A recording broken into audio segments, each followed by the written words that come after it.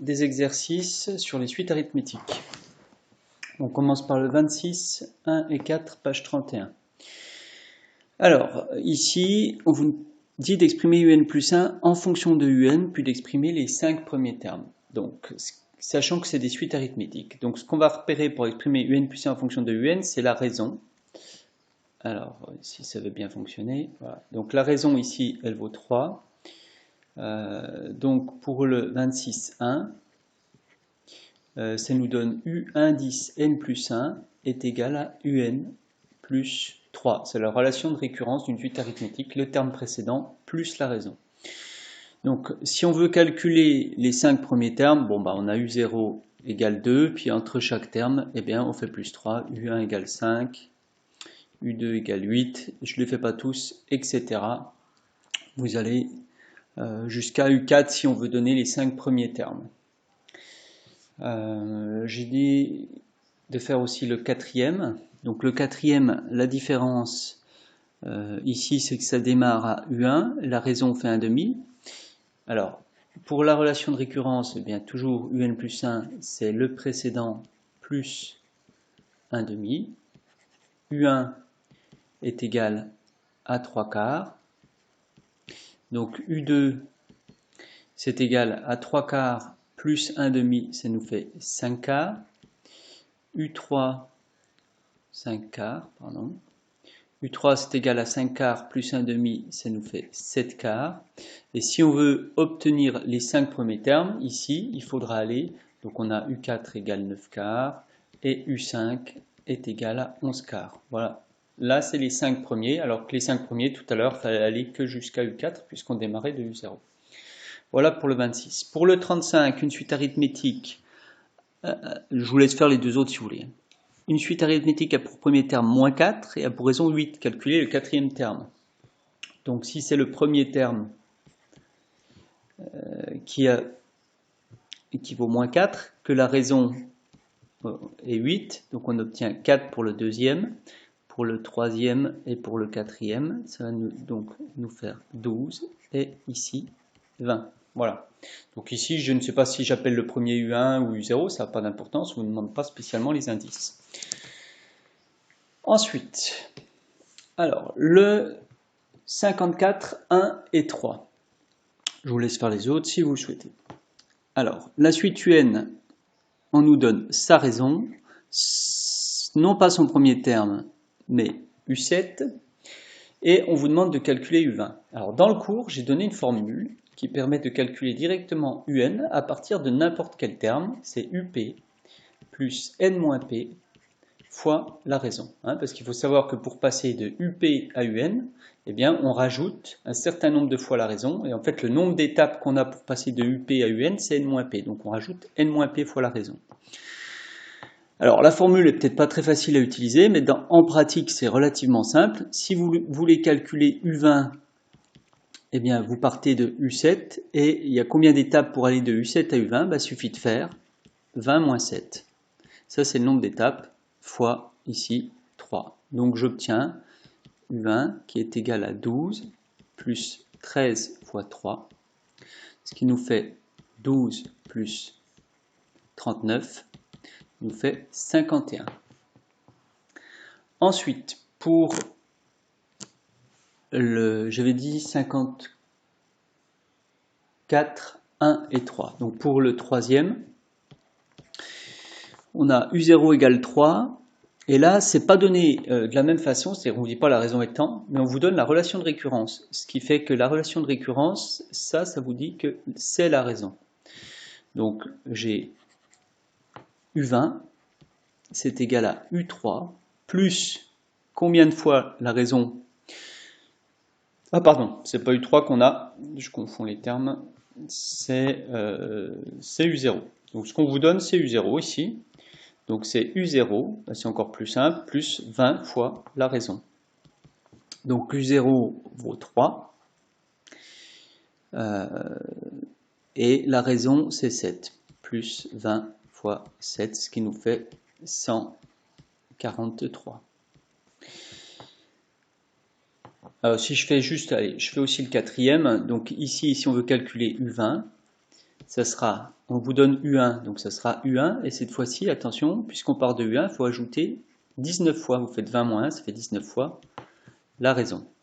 Donc ça nous fait U20 est égal à moins 2 plus 19 fois la raison qui ici fait moins 4. Donc ça nous fait moins 2, moins 76, ce qui nous fait moins 78.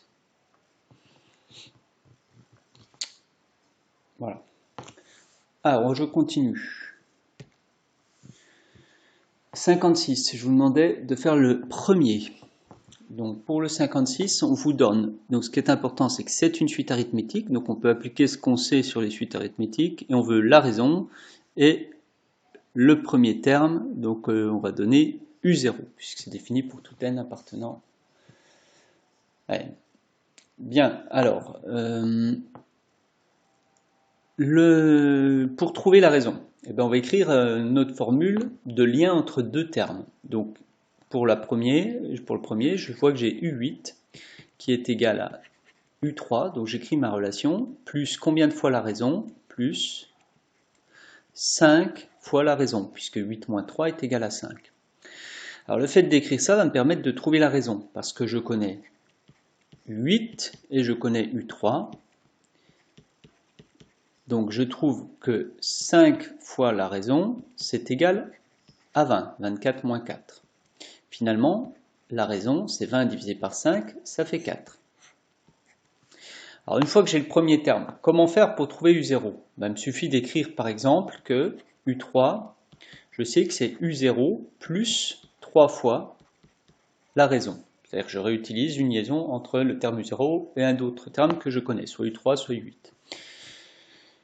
Alors, U3, je connais, c'est 4. U0, c'est ce que je cherche. La raison, maintenant, je l'ai, donc c'est 12. Et donc, vous comprenez bien que ça me permet de trouver que U0, ça vaut moins 8. Voilà. Et tous les autres, je vous laisse les faire, mais c'est la même technique. Ensuite, alors ici, on avait un repère. On a un repère orthonormé. Alors, pardon, on a un repère dans lequel on a représenté des suites.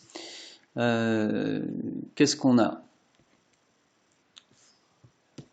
On a représenté des suites arithmétiques. Pour chacune d'elles, déterminer le premier terme. Donc on a 3 suites arithmétiques, c'est ça. Une rouge, une violette, une verte. Alors, pour la verte, on va l'appeler UN. Pour la rouge, je vais l'appeler VN. Et pour la violette, je vais l'appeler WN. Alors, pour la verte, sans problème, U0, il suffit de lire l'image de l'indice 0, c'est 2. Ensuite, entre chaque terme, on augmente de combien? Ben, on voit qu'on augmente de 1.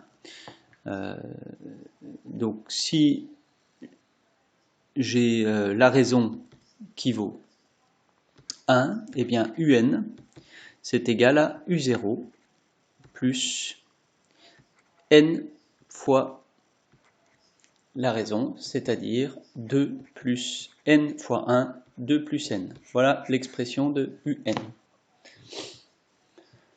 Ensuite, pour la deuxième, donc ici, je n'ai pas tous les termes représentés, vous voyez, parce qu'il manque par exemple ici le terme d'indice 1. J'en ai quelques-uns.